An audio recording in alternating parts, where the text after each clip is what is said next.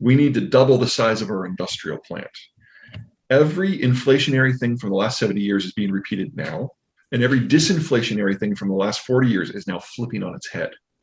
So we were always, with the rebuilding, with the demographic shift, with deglobalization, we were always going to have an inflationary pulse here. And it is going to last until such time that we probably double our industrial base.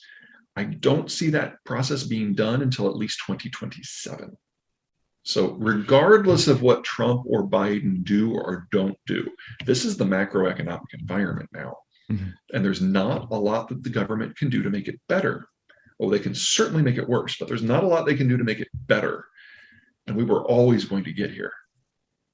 Well, Afghanistan has only been a country in time periods when every country around them has been in breakdown. As long as there is a Pakistan and a Uzbekistan and a Iran, you should not expect Afghanistan to be a functional state. So it's going back to what it was more or less in the 90s. Whether or not the Taliban is the dominant power over time, that is subject to all kinds of cross currents. I don't want to make a forecast on that, but it's certainly not going to be what we would consider to be a normal place. For the Middle East writ large, if you eliminate the administrative staff in Doha and the special forces in Syria, we're already gone.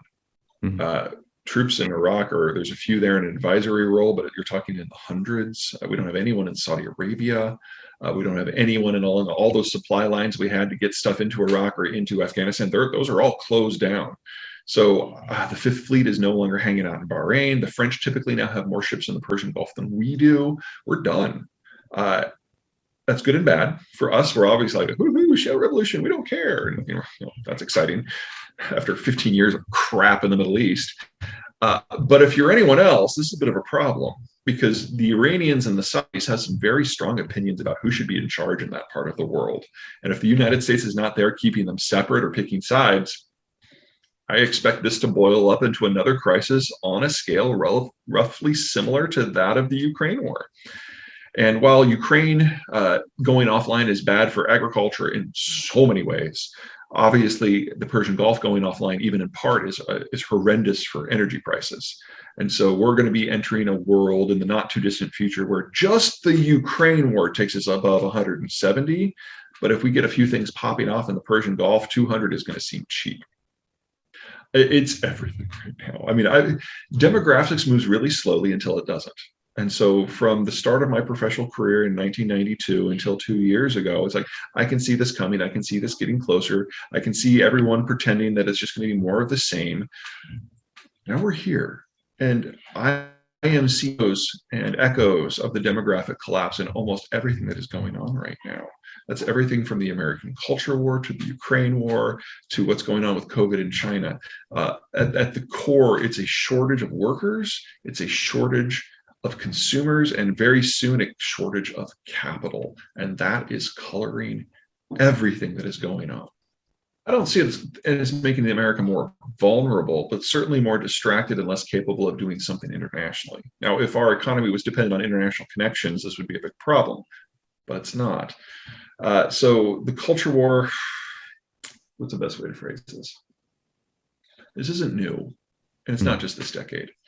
Social media makes it seem bigger than it is, and certainly shortens the time that it takes for people to blow their fuses. But our political system is in a period of reorganization. We have a two-party system with a first past the post network for selecting electors. Take away the fancy word, and what that means is in order to win, you have to get one more vote than the other guy. And in that environment, you're naturally going to have only two parties because you want to throw as wide of a net as possible. And that's why the Democratic Party and the Republican parties traditionally have been such big organizations tapping different factions.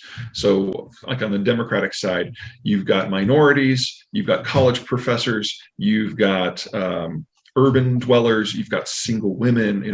These groups don't have a lot in common on the surface, but the Democrats have built them into an electoral alliance that has the single largest chunk of votership in America.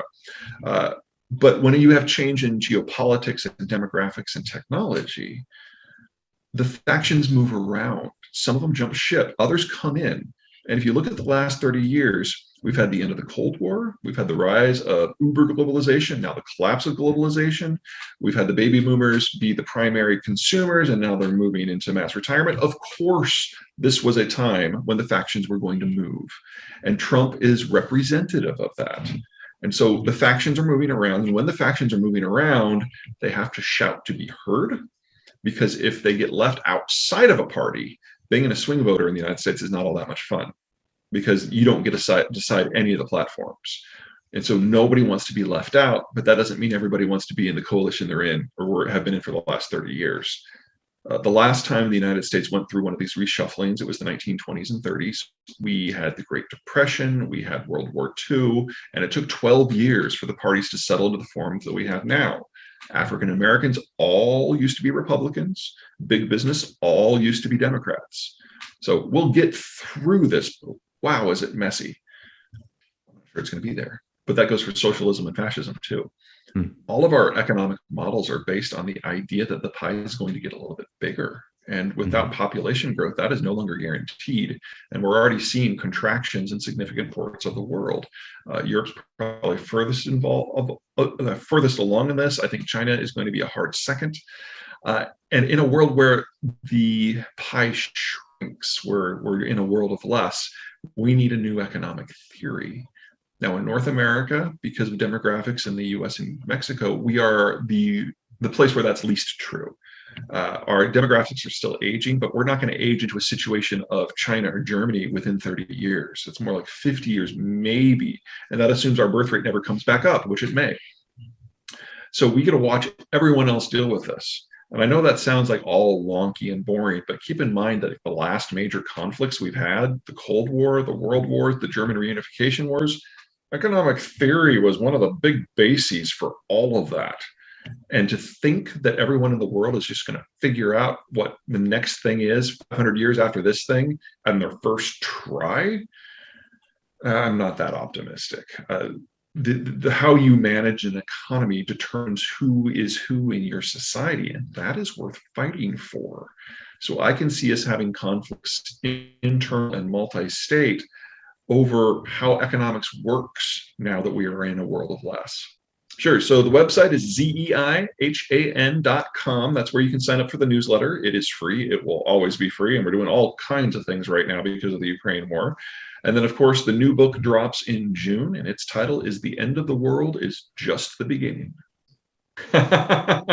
We all need to get used to a faster pace of change, but ultimately, what is going to allow us to get through this is building out that industrial plant. So one of the things that I'm really impressed by the United States' capacity to do is not at the national level, it's at the state and local level of cities taking their futures into their own hands and going out and finding their own investors or building their own infrastructure or partnering with other cities and other states. We have a great record of doing that in the United States, and the communities that are better at doing that are the ones who are going to be able to write the future.